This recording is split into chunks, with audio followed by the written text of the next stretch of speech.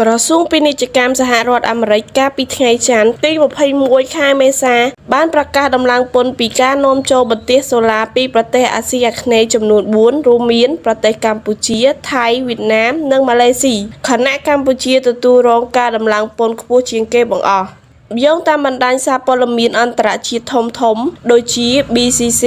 របស់អង់គ្លេសនិង CNN របស់សហរដ្ឋអាមេរិកបញ្ជាក់ថាក្រុមហ៊ុននាំចេញបន្ទះសូឡាមួយចំនួននៅកម្ពុជាទទួលរងការដំឡើងពន្ធពីសហរដ្ឋអាមេរិកជាង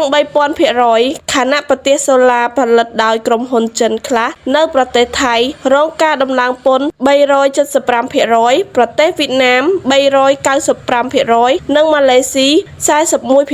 41%ក្នុងរយៈពេលប្រមាណឆ្នាំមកនេះក្រុមហ៊ុនចិនមួយចំនួនបានផ្លាស់ប្តូរប្រតិបត្តិការរបស់ខ្លួនមកតំបន់អាស៊ីអាគ្នេយ៍ដើម្បីគេចចេញពីការដំឡើងពន្ធលើទំនិញនាំចេញពីចិនដីគោកដែលប្រកាសដោយប្រធានាធិបតីលោកដូណាល់ត្រាំកាលពីអាណត្តិទី1សហរដ្ឋអាមេរិកបានបើកការស៊ើបអង្កេតតាំងពីឆ្នាំមុនបន្ទាប់ពីក្រុមហ៊ុនធំៗនៅអាមេរិកដែលវិនិយោគរាប់ពាន់លានដុល្លារលើការផលិតបន្ទះសូឡាបានស្នើទៅរដ្ឋបាលលោកប្រធានាធិបតី Joe Biden ឲ្យជួយការពារក្រុមហ៊ុនពួកគេការស្នើនៅពេលនោះខណៈមានការចោទប្រកាន់ថាក្រុមហ៊ុនចិនដែលបង្កើតរោងចក្រនៅកម្ពុជាថៃវៀតណាមនិងម៉ាឡេស៊ីទទួលបានការឧបត្ថម្ភធំពីរដ្ឋអំណាចចិនដើម្បីផលិតនិងនាំចេញបន្ទះសូឡាក្នុងតម្លៃថោកជាងថ្លៃផលិតដើមទៅលក់នៅសហរដ្ឋអាមេរិកបង្ខូចទីផ្សារដែលជាការប្រកួតប្រជែងមិនស្មោះត្រង់ដើម្បីផ្ដួលក្រុមហ៊ុនអាមេរិកកាលពីឆ្នាំ2023សហរដ្ឋអាមេរិកនាំចូលបន្ទះសូឡាពីកម្ពុជាថៃវៀតណាមនិងម៉ាឡេស៊ីក្នុងទំហំទឹកប្រាក់ជិត12,000 លានដុល្លារក្នុងនោះនាំចេញពីកម្ពុជាជាង 2,000 លានដុល្លារនេះបើតាមតួលេខពីសហរដ្ឋអាមេរិកទីភ្នាក់ងាររដ្ឋបាលអាមេរិកគឺគណៈកម្មការពាណិជ្ជកម្មអន្តរជាតិនឹងធ្វើសេចក្តីសម្រេចចុងក្រោយនៅក្នុងខែមិថុនាខាងមុខនេះលើការដំឡើងពន្ធថ្មីលើបន្ទះសូឡាការប្រកាសដំឡើងពន្ធលើបន្ទះសូឡាធ្វើឡើងក្រោយពីថ្ងៃនៃដំណើរទស្សនកិច្ចរបស់ប្រធានាធិបតីចិនលោកស៊ីជីនពីងមកកាន់ប្រទេសចំនួន3នៅអាស៊ាន